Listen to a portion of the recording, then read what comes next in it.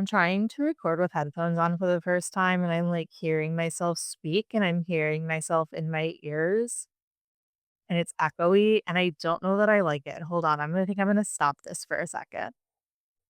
Are you there, God? It's me, Shauna. It has been quite some time since I've last recorded and a lot has changed. Those transitions I talked about in the last episode, they have caught up with me. Um, and that's where we're at today. So what has changed? What has changed? Well, first things that changed was obviously my roommate moved out. Next thing that changed, I found out I was losing my job. Not that dramatic. It's really fine. I'm getting severance. It's like a we separated on good terms, but I did lose my job. I was let go.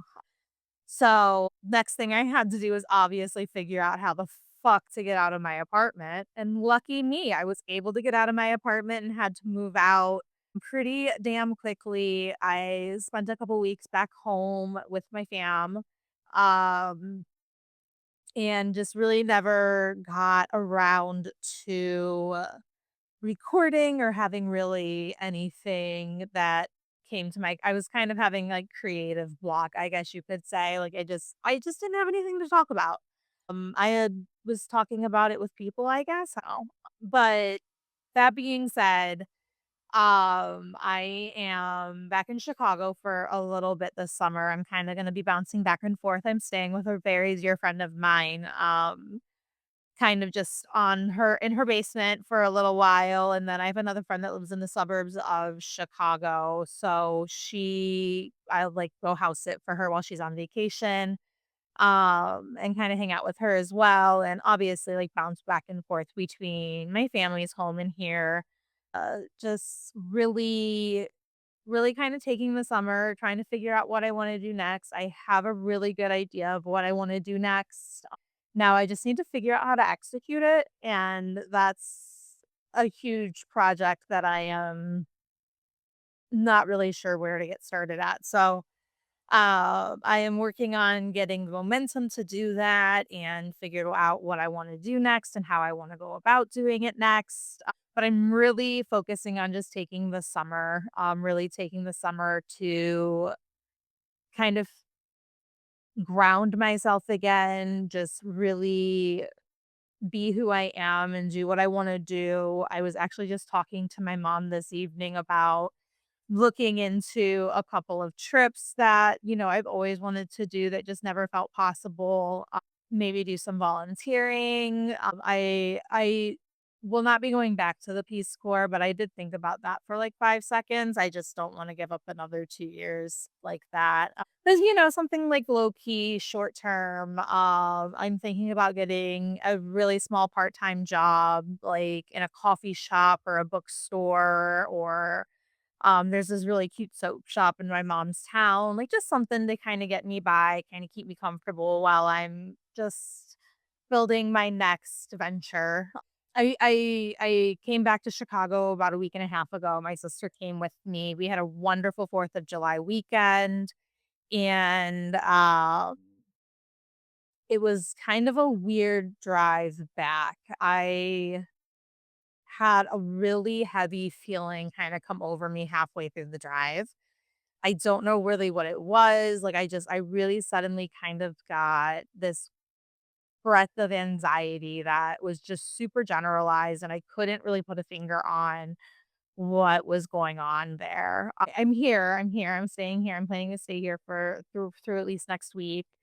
Um, but yeah, I really felt a lot of reluctance coming back. I really didn't wanna come back, which is just a huge sign to me, kind of like Ari, the transitions episode that, my chapter here is closing. I am really more so out here to spend time with friends that I had, planned to spend time with in the summertime. And I have a couple of concerts coming up and events coming up that I have tickets to. It was just kind of like another push from the universe that my time here is done, and I'm moving on to bigger and better things, and I'm doing what I'm supposed to be doing.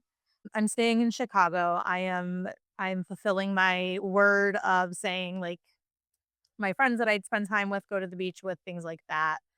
Um, but I'm also kind of filling my other free time with doing things around Chicago that I haven't really gotten around to doing since I've lived here, whether it's I haven't gotten around to doing it because I didn't have someone to do it with, or I just never found the time to do it. I never made the time to do it. Trying to figure out, like, going to the museums I haven't been to, going to parks I haven't seen yet, just kind of bopping around the city a little bit, going to the different beaches. Um, and in doing that, I kind of have, like, identified a couple singles events that I have already gone to a few of them. And actually, I don't have any more on my roster for the summer, but who's to say that might change because my rationale with singles events is if it's an event that you're interested in the actual activity surrounding the event, like, a singles event is a good way to go. Like, if you can't get a friend to go, like, and I'm not saying, like, go to the like, if you have a boyfriend, like, go to singles events if you wanna do something that like, don't do that. Like, don't, pollute the waters that way. Not to say you're a pollution, but let's be real. If you're a single guy or gal and you're like, "Hey, I've really been interested in doing this one activity, like, I really just haven't found anyone to go with, or I don't think of anyone who would want to go with me," check it out at a singles events because, like, a lot of times other people are there solo, so you're not the odd one there. Like, it's not uncomfortable to do a singles event solo. Now, do I think singles events are actually good events, for dating? Let's get into it. So this specific event that I went to it was at Rooftop Cinema. I wanted to go to Rooftop Cinema for years and years and years. I actually had, like, nailed down a friend and a date to go to. They ended up being sold out by the time we got around to getting tickets. Um, so it was a huge bummer, but in doing that, I saw that they had, like, a singles night coming up. Stupid me, I misread the actual, like, movie that we were watching. I thought it was How to Lose a Guy in 10 Days. It ended up being something about Mary, so I ended up not even staying for the movie. But the only reason I really didn't stay for the movie was because nobody else from the singles event stayed from the movie. So this singles event was definitely more, like, saturated with women, but I think there was, like, a program that was supposed to go to it that the organizers didn't really execute properly. I think the point of the program was, like, you're supposed to, like, meet your group of people that's supposed to be equal parts guys and gals and, like, connect with this group of people and try to find your match within that group of people. And then, like, prior to this, you took, like, a personality test, and then your, like, perfect match would be revealed to you at the end of the conversation with the group, and then you would have time to connect with your, like, your match from the group, um, or your connection or whatever you wanna call it. And they showed us our, like, best connection before they got us into our groups, like, every single time. There's, like, 3 rounds, and every single time they told us who our perfect connection was before we even got to talk to the group. So, like, the whole program was kind of confusing and not well organized. But but I leaned into it. I am not sitting here to criticize necessarily the organizers of the show. I do think that maybe the organization of it could have been better and maybe led to a better outcome. Anywho, so the people at this event weren't engaged at all. Like, the people you paid money to come to this event, the singles event, meaning that you paid money to meet other singles to potentially find people to date. Nobody was into this. It was kind of odd. But I tried to lean into it. Like, I personally wasn't there for dating, and maybe other people had the same, like, theory as me. Um But again, like I said at the beginning, nobody stayed for the movie. So I don't like, I would have stayed for the movie if everyone stayed, or it was the movie I thought it was going to be. I had actually just watched Something About Mary just, like, literally the week prior with my sister. It was yeah, the people just were not engaged, they were not into it. I leaned into it because why the fuck not? Like, yeah, I didn't really the singles event was, like, the secondary reason I was there at first, um, but I'm a single gal, like, who's to fucking say, you know? So lean in when you have those opportunities. So I leaned in, and I actually, like, thought I connected pretty well with, these 2 guys, and so I, like, reached out via the platform, and I never heard from them again. So, like, I don't who's to say if my messages even went through, like, I don't even know what happened. It's really interesting to kinda go into singles events with a little bit of a critical eye because you start to see how the dating industry it it profits off of its own failure. If people don't engage in an event, that's more singles that will then go on to the dating app. So, like, it makes sense why Bumble would have jumped on that, like, singles train and whatnot and or the singles nights and events trains, but, like, these programs are just run very poorly, and I say that as having not just, like, gone to other singles events, both because I was, you know, searching for somebody to date, hoping to find somebody to date, and just because I, like, have found that those are just comfortable things to do by yourself when you're looking for something to do. I've also, like, run them. I worked with an organization that ran speed dating, and while working for that, I also was managing professional events and, conferences and conventions. So I do have, like, a history of running events and specifically dating events. So these speed dating events that I ran, there were a couple of cornhole speed dating events that were really cool. Basically, it was like we had 2 guys, 2 girls, and we would, like, kind of rotate the guys every, like, 15 minutes or so. Um, and I would try to really engage them. I We'd get on the megaphone and, like, yell out random questions that spark conversation, and you could just, like, tell people just weren't interested in talking. It was yeah, it just was like there wasn't a whole heck of a lot of like, very clear connections being made because it was very clear people weren't leaning in. Um, so all in all, like, I mean, I'm obviously was always open to feedback and criticism how to run the speed dating events, but how to manage those events. But in my opinion, like, I thought I tried to run that to the best of my ability and still didn't, like, see a whole heck of a lot of people really being engaged in the event itself, which it's like, again, you paid money to be at an event where the entire point is to get to know people. So you can create a relationship with them. Yeah, it was just like an interesting people watching thing to do.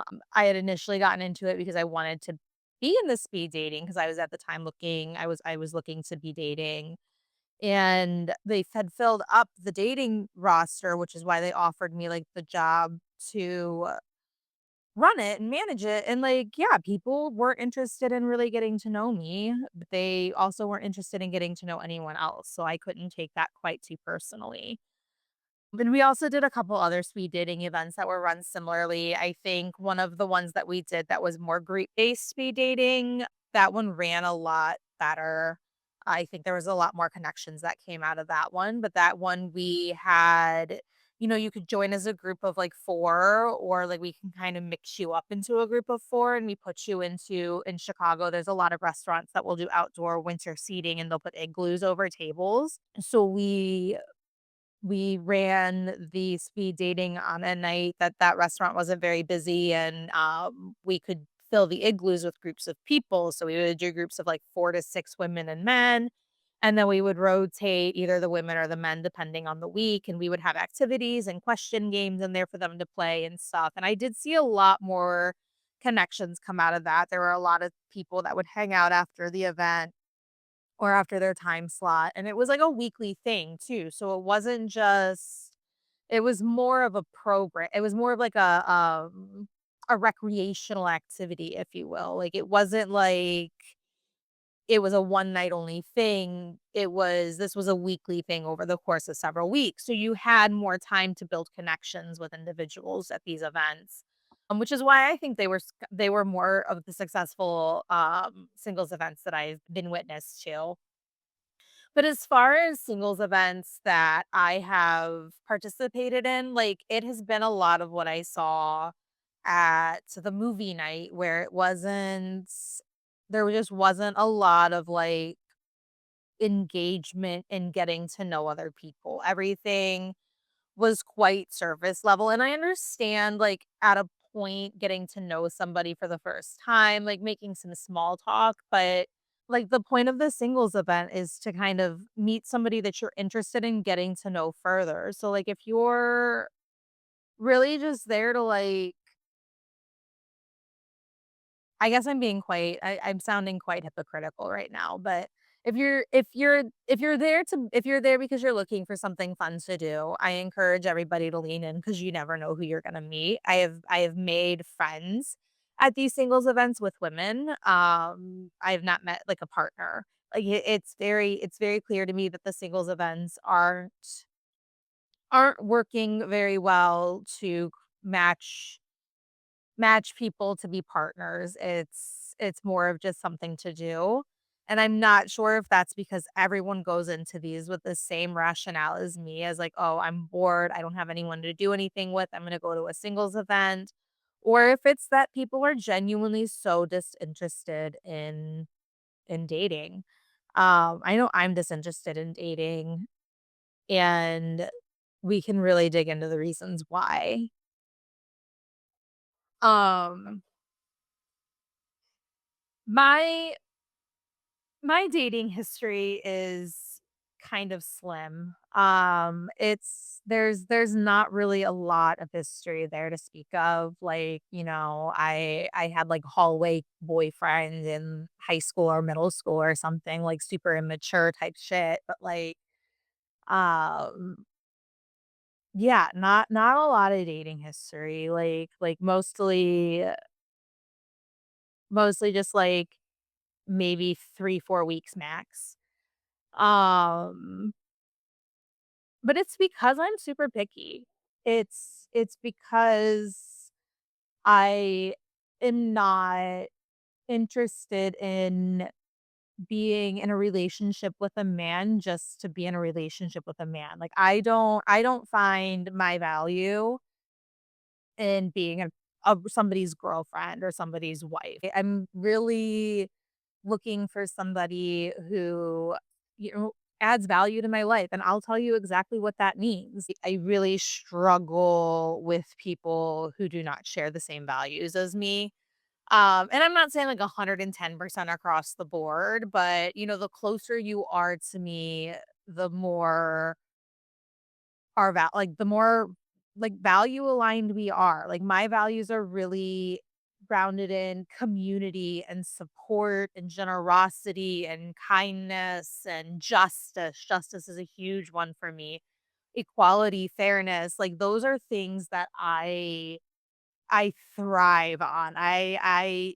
Those are I really will fight for those till my dying breath. Like, those are what make me me. Um and so I need somebody in my life who encompasses a vast majority of those things as well, and the ones they don't, or like their differences complement those in some way. Like, I'm huge for accountability. I'm huge for taking responsibility for your actions. I mean, I call myself out all the time. I'll call you out. Like, you need to have tough skin. Like, people who actually, like, I would rather not be able to have to call you out at all personally, but, like, somebody who kind of really embodies my values just as much as I do and is passionate about their values as much as I'm passionate about mine. Like, that's somebody who would add value to my life, and I am not looking for somebody who is going to, like, just be there to financially support me. I'm looking for somebody who's going to emotionally support me. I don't need somebody who can change a tire on a car or change the oil in a car. I can do that myself. Like, I'm genuinely looking for somebody who wants to be my equal partner emotionally and supportive to me emotionally, and I feel that exact same thing towards them. And I know it exists. Like, I'm looking for somebody who matches my weird, and I know that exists because I see that in a lot of my friends' relationships. Like, I would say like, my 3 closest friends have pretty healthy relationships, like, and there are things about their partners, like, I'm not sitting here saying, like, "Oh, I want to copy Svetlana's husband," like, I don't. There's a lot of things about her husband that, like, just that's not my jam. He's a great friend, don't get me wrong, like, we joke I'm, like, the long lost twin sister, but he would not be my ideal husband. Same thing with Dunks' husband, same thing with Danielle's or not husband for Dunks, boyfriend. But, same thing for Danielle's husband, though. I love all 3 of their partners so, so much as friends of mine, as partners for my best friends. They're not the relationships I'm looking for because I'm a different person, but I'm looking for my version of that, and I know it exists. I also am, like, kind of super old-fashioned when it comes to dating. I want to be wined and dined and courted. I'm not here to be somebody's pen pal. My sister had an entire relationship that was on FaceTime. Like, that's a no from me, dog. I don't need somebody else to just text, Like, I have enough people that I text. I spent enough time in corporate America that I only ever wanna FaceTime, like, 3 people, and one of them's an infant. So, yeah, I want you to take me out, take me to dinner, walk me to the bar, like, to my car or my train or my bus or whatever it is that I'm doing. Text me the next day, make future plans for a couple days later, rinse and repeat for 4 or 5 dates, and then ask me if you're gonna be exclusive or tell me we're done. Like, that's really it. Like, it's and not saying like, "Oh, you have to," but, like, if there's like, we're either developing a connection at that point or we're not, I guess is more so what I mean. I've been watching a lot of Love Island, if you can't tell by the way that I'm saying connection, but if if yeah, if we don't have a connection by date 4 or 5, like, I'm moving on. I'm not sitting here just, like, because you're cute and I'm cute and we can hang out sometimes. Like, if you wanna be my friend, we can be friends, and I genuinely mean that, and that's genuinely happened. Um, but yeah, I like it old school. I like it old school, and I like a guy that can do it old school. I really want to be pursued, because I pursue everything in life. Like, we're gonna get a little vulnerable here today, folks. I protect everybody around me and have never quite felt that reciprocated nearly as often as I feel like it should have been in my life. And so I need somebody in my life who would do that for me, who wants to protect me because like that's my little nook that needs to be filled in my life, my little missing piece, right? Is somebody who protects Shanna, besides Shanna. Shannon and I talk about this a lot actually. But yeah, I want to be pursued. I want to be protected. I'm not like saying you have to get in fucking bar fights for me, but um yeah, just I need to feel confident that like if somebody's talking about me behind my back, you have my back. Because I don't feel that in a lot of relationships outside of like Dunks, Svetlana, Danielle. I'm not here to play games.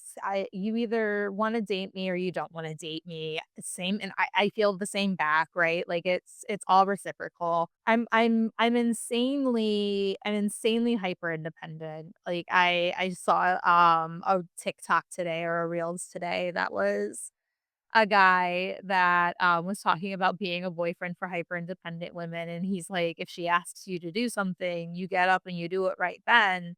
Because if you don't, she's just gonna go do it herself. Like, it took her 3 days to work up the nerve to ask you to do that, to, like, figure out if she could trust you to do that or not. So you need to do it right then or there, or she's not, or you've just, like, proven her anxiety right, which is actually so accurate. That's so fucking accurate. If I ask you to help in any way, shape, or form and you can't help, like, when I need you to help, I'm just gonna do it. I'm just gonna do it. And I already, like, kind of feel like a complete person, like, I have achieved just absolutely everything I've ever put my mind to. I have a lot of I've done a lot of personal growth over the past year, especially. We've talked a lot about that already. I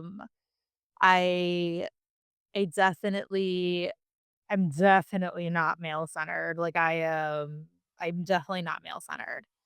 Um But I really just feel comfortable where I'm at, who I am, and if somebody can come in and complement that and add to that, that's all I want.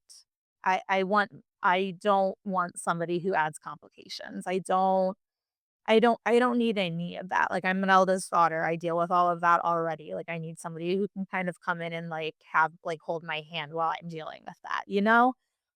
We could always dig into my relationship with my dad. We're not going to, but we could. Um, Speaking of my dad, he wanted me to clarify something for you guys.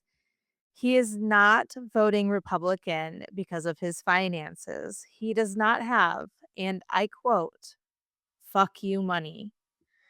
He's not in the tax bracket that benefits from being a Republican. That only leads me to guess he then voted for Donald Trump because he found a convicted pedophile who has filed numerous bankruptcies and is genuinely just a nepo baby with a reality show, was more qualified to be the president of the United States of America than two career politicians who happen to be women. So, you know, do with that information what you will, guys. I am. Instead of getting deep about my dad, I am gonna tell you kind of about the men in general in my family. My sister and I were having a conversation just last week about how we both have come to the conclusion, probably both around the same. She's 22, and I kind of came to the conclusion around the same age as she is now. Um, and this is so dark. This is gonna sound so dark, but the men in our family would see us dead before they would stand up for us, for the women in our family. I've seen it with my dad, I've seen it with my brother, I've seen it with my grandfather, and a great example of it right now that just came up is, between my mom and my mom's brother, my uncle. We don't speak to him, or his family at all, as I'm just getting the story from my mom, but she was telling me her uncle told her, "Your brother told me he's not gonna let you have your dad's house when dad dies." And the logistics of all of that doesn't really fucking matter. That's not the point of any of this. My point is my great uncle listened to his nephew talk about how he was going to be an asshole, be incredibly difficult to his little sister upon the death of their father, and instead of saying, "Hey, you're a fucking asshole, grow up. What the hell are you talking about? Whatever the will says is what's gonna happen with the house." He decides to warn my mom that her brother is going to be difficult for her when her dad dies. And that's just kind of like a minor example of it, like, that's kind of like a low end example of how just uninvested in the women's lives in our family, the men in my family are, and that's a huge also just a huge, gap that I am looking and I'm interested in filling for not only myself and my family and finding a future partner that would turn around and say, "Hey, you're a fucking jackass," as opposed to saying, "Hey, heads up, your brother's gonna be an asshole to you." Because again, like, I value that protection. I value being that safe space for my friends. I value standing up for people, being strong enough to stand up for people. And I need somebody who has that. That's a huge value that I'm looking for in a partner as well. And if it's not out there, like, I don't want it. I'm fine by myself. I'm really okay. I really have it all. Like, I don't do any dating apps anymore. I went through a phase where, like, it was, every couple of months I would re-download it, and I kind of realized that those were times when I was feeling really insecure and really down on myself, so I was looking for somebody to tell me I was pretty, um, which was not the type of girl I wanted to be. I don't want that validation. I don't need that validation from others at all.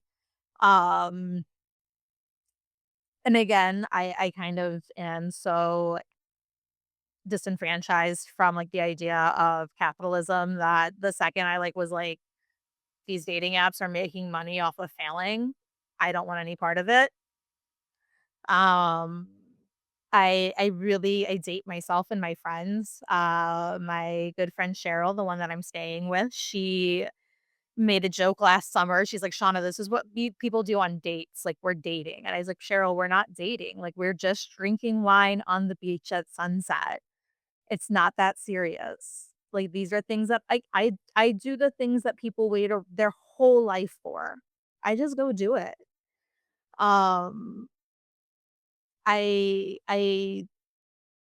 am able to kind of have, like, my more Virgin Mary times where, like, I'm just really, not into it. It's not that I'm not into sex, like, it's not that I just am not into, like, dating in order to just get laid, like, and that's really what dating has become, I feel like, anymore, especially in the city. Versus, like, sometimes I am just kind of a little skank and I'm like, "Hey, let's all go to bars and see if we can't find boys to take us home. Sorry, mom." It's not very often, but it does come up. I'm still doing a lot of work for myself. Obviously, my life has done a complete 360 these past 6 weeks, so I have, a lot of stuff personally to take care of. I have finances to get in order. I've got future plans to make out. I have a lot going on. I'm kind of flying by the seat of my pants right now. I'm not really on stable footing. And I would love to figure that out before I really leap into anything. And I have my community, I have my chosen family and I have my real family that I'm really blessed to have. I don't feel like anyone is missing right now. And of course there's 1,001 societal pressures. And of course, there's 1,001 societal pressures as to why you should be in a relationship, both from you need to have a boyfriend to be fulfilled, to be meaningful, to, pay your bills, whatever, to literally, it's more expensive to be single, right? Like everything is doubled when you're single. You don't have somebody to split rent with unless you get a roommate. Like you can't it's a very different life financially, logistically, emotionally to be single, than it is to be in a relationship. Like that's just true. And yet I would rather pay full rent and live alone than split rent with a man who sits on the couch all day watching football with his hands down his pants. I obviously don't want to dismiss like the societal pressures on being single or like the traumas around it or anything like that. But I do want to emphasize being single is not a plague. Choosing to be single does not mean you're defective. Being single, not by choice, doesn't mean you're defective either. There's no reason for us to feed into this pressure for ourselves that we're already getting from the outside world.